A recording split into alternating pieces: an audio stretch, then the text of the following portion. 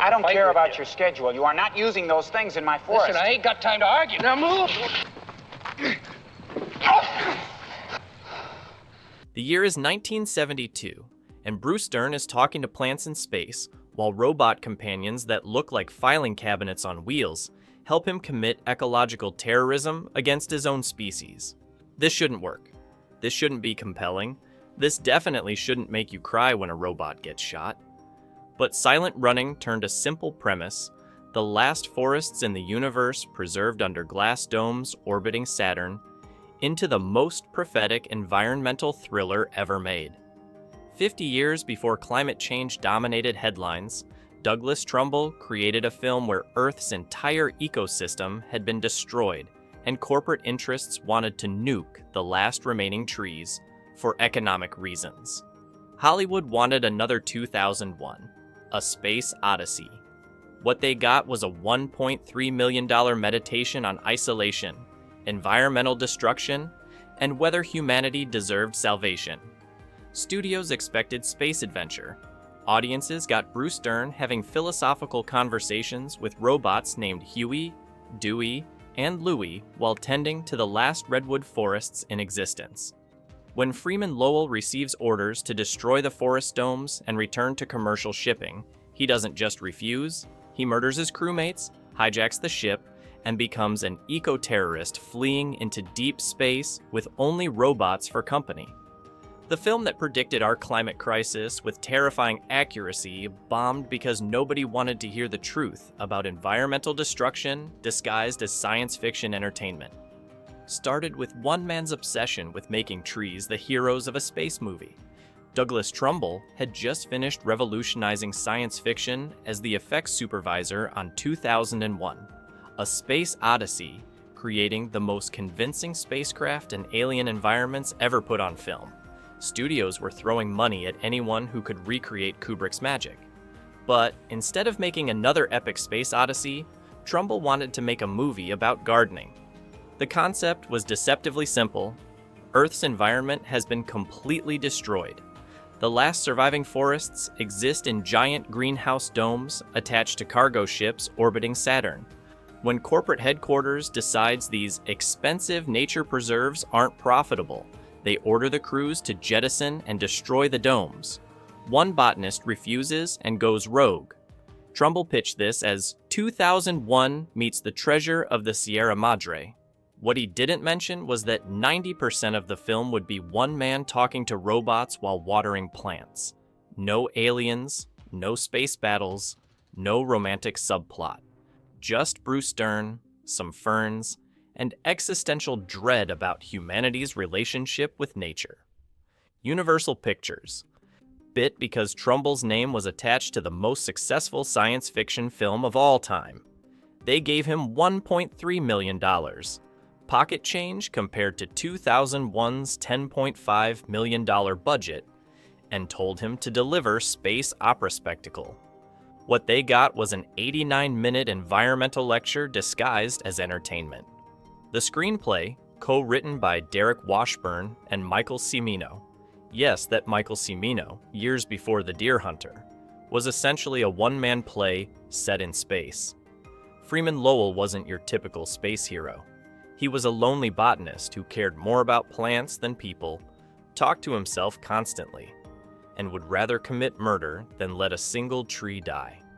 By 1971, they were filming in an abandoned aircraft carrier with a budget so tight that the robot costumes were operated by double amputee actors because they were the only people who could fit inside the designs. Sometimes limitation breeds innovation. Sometimes it just breeds weird movies about space gardening. Finding an actor willing to spend 3 months talking to vegetables in a decommissioned aircraft carrier proved surprisingly difficult.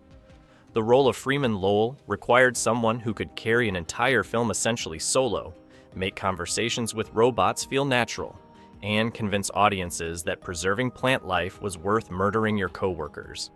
Bruce Dern got the part because he was Hollywood's go-to psychopath. This was the guy who specialized in playing unhinged villains, the actor who killed John Wayne in The Cowboys and made it convincing. Dern brought that same manic intensity to an environmental activist, creating cinema's first eco-terrorist protagonist. What made Dern perfect wasn't his leading man looks. He had the gaunt, obsessive appearance of someone who'd been alone too long. His Freeman Lowell was part dedicated scientist, part lonely hermit, part dangerous fanatic.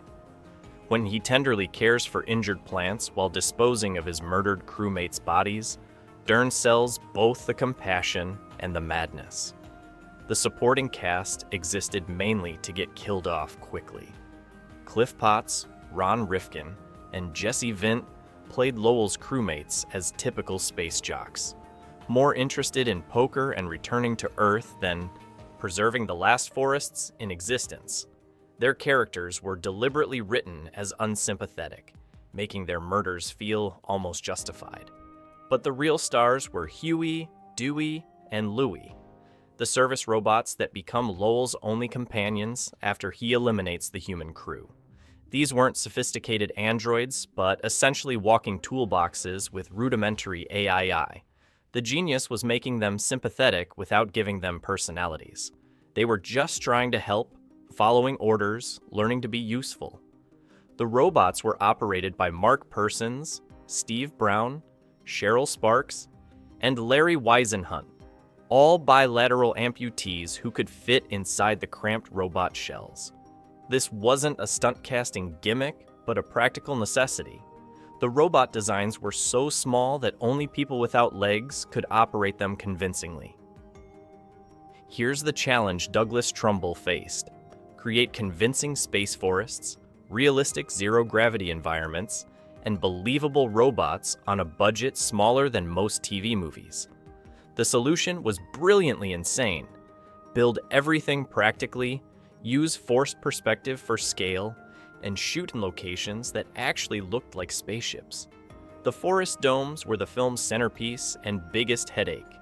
Trumbull needed environments that felt both enclosed and vast, artificial and natural. The solution was the Climatron at the Missouri Botanical Garden in St. Louis, a massive geodesic greenhouse dome that provided ready-made alien architecture.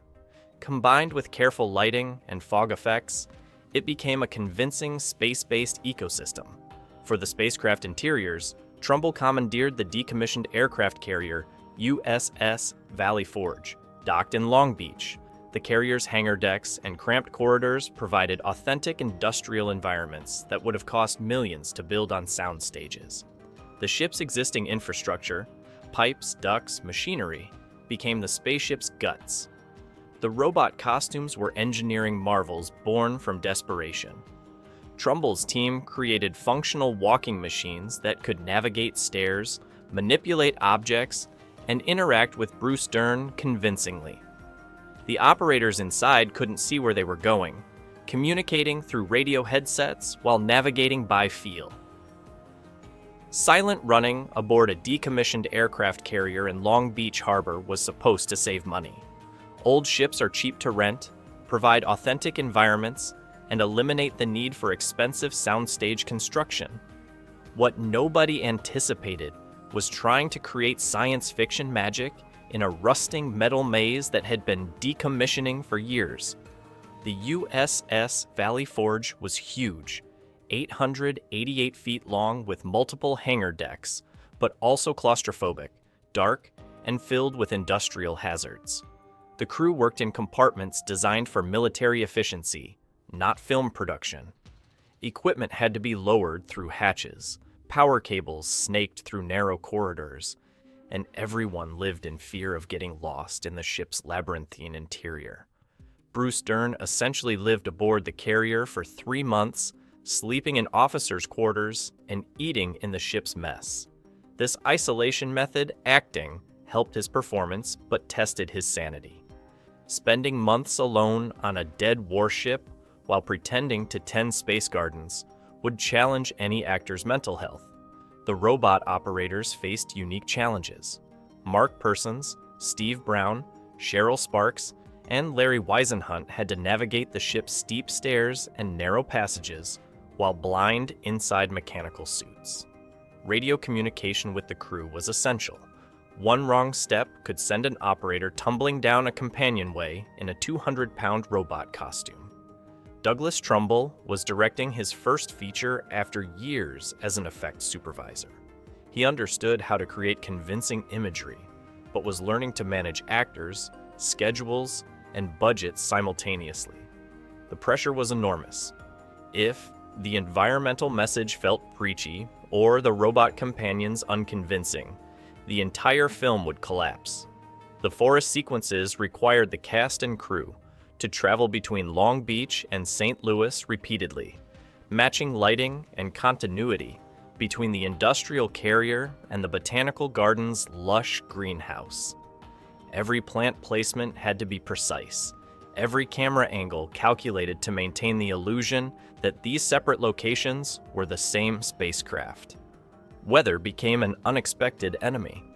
The carrier's open hangar decks were exposed to Long Beach's marine climate, creating humidity and lighting problems that complicated the already challenging effects work. Ocean fog would roll in during crucial scenes, forcing delays and reshoots. The box office. Meltdown, March 10, 1972. Silent Running opened nationwide to audiences expecting space adventure and finding environmental activism. The marketing promised the most fantastic voyage ever filmed. What they delivered was Bruce Dern having emotional breakdowns while robots learned to play cards. The first warning came from test screenings. Audiences walked out during the crew murder sequence, not because the violence was graphic, but because the protagonist was clearly insane. Watching the film's hero kill his co-workers to save trees was more moral complexity than 1970s moviegoers expected from science fiction. Preview cards came back with comments like confusing, depressing, and where are the space battles? Opening weekend reality. Silent Running earned $3.3 million total domestic gross against its $1.3 million budget. Technically profitable, but barely.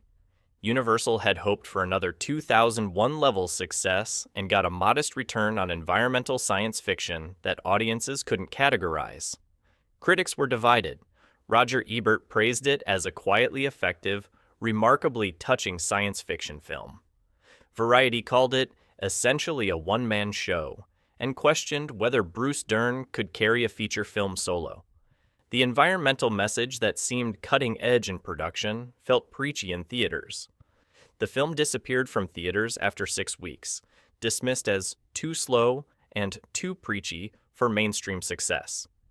Douglas Trumbull's directorial debut was considered a noble failure. Beautiful to look at, admirable in intention, but commercially unviable. Sometimes being 50 years ahead of your audience is exactly the wrong timing. Silent Running lost money, confused audiences, and disappeared from theaters faster than Earth's fictional ecosystem. By every metric that mattered to 1970s Hollywood, it was a complete disaster. By every metric that matters to environmental cinema, it was prophetic masterpiece. Here's what makes this failure perfect. A successful version would have been forgotten. Imagine Silent Running with bigger stars, more action sequences, and a happy ending where humanity learns to appreciate nature without anyone dying. It would have been generic science fiction trash, softened for mass appeal, remembered only as that space movie with trees. The elements that made it bomb, the environmental extremism, Bruce Dern's unhinged performance, the slow pace, the ambiguous morality, were exactly what made it matter. Trumbull's inexperience as a director forced innovation. A seasoned filmmaker might have added unnecessary subplots, conventional romance, or crowd-pleasing action sequences. The tiny budget eliminated studio interference. There was no money for reshoots, no time for focus group testing, no executives demanding changes to broaden appeal. When you can't afford to fail conventionally, you succeed in ways expensive movies never can. 50 years later, Silent Running is considered the greatest environmental science fiction film ever made. Its predictions about climate destruction, corporate environmental indifference, and humanity's disconnection from nature became reality, the perfect failure that created its own vindication. Silent Running didn't just flop, it invented ecological science fiction as serious cinema. Before 1972, environmental themes in movies were limited to monster films where radiation created giant ants. Trumbull proved that climate anxiety could drive sophisticated storytelling, that environmental destruction could be genuinely terrifying without rubber suits or special effects monsters. Every environmental thriller since owes debt to Silent Running's innovations. The lonely scientist fighting corporate environmental destruction became a standard character type. Films like Soylent Green, Logan's Run, and Blade Runner all borrowed its vision of technological dystopia caused by ecological collapse. The film that lost money became the movie that predicted everything: corporate environmental destruction, climate refugee scenarios, the psychological cost of ecological collapse. Silent Running imagined our current crisis with disturbing accuracy. Sometimes the most important movies are the ones nobody sees until it's too late to prevent and too early to forget. So was Silent Running too ahead of its time, or exactly the warning environmental cinema needed but couldn't handle? What's your favorite prophetic failure that was actually brilliant? Drop your thoughts below and subscribe for more stories about movies that bombed so hard they grew into forests of influence.